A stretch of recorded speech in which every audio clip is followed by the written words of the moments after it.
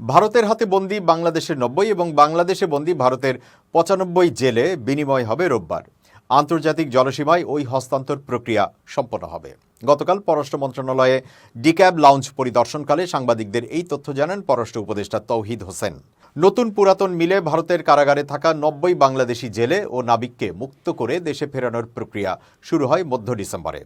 নিরপরাধ ওই জেলে ও নাবিকদের দ্রুত মুক্ত করতে ভারতের শর্ত পূরণের সিদ্ধান্ত নেয় বাংলাদেশ।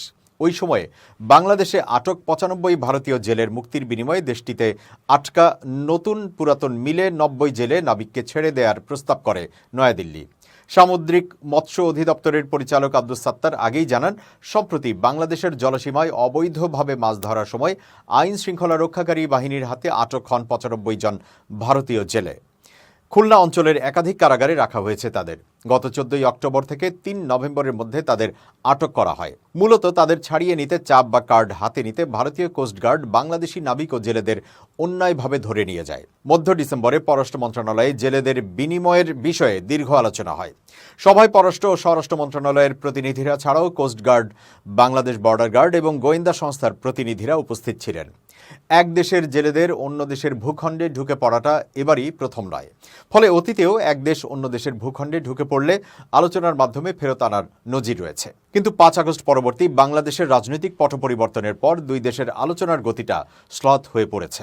যেহেতু গত সপ্তাহে দুই দেশের পররাষ্ট্র সচিবদের মধ্যে ইতিবাচক আলোচনা হয়েছে, এরই ধারাবাহিকতায় জেলে ও নাবিকদের ফেরানোর প্রক্রিয়ায় জটিলতা হবে না বলেই আশা করছে সরকার। বিবেচ্য বিষয় হচ্ছে এখন নৌযান সহ নাবিক ও জেলে সহ দুই পক্ষ কিভাবে একে অন্যকে সহায়তা করতে পারে তা নিয়ে পররাষ্ট্র মন্ত্রণালয়ের বৈঠকে মত বিনিময় করেছে সংশ্লিষ্ট মন্ত্রণালয় ও বিভাগের প্রতিনিধিরা।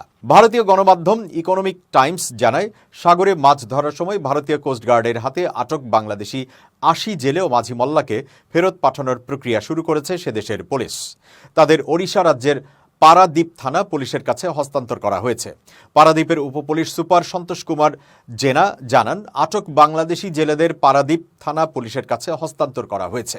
পরিচয় যাচাইয়ের জন্য তাদের পুলিশের কাছে দেওয়া হয়েছে। তাদের বাংলাদেশে ফেরত পাঠানোর প্রক্রিয়ার প্রথম ধাপ এটি।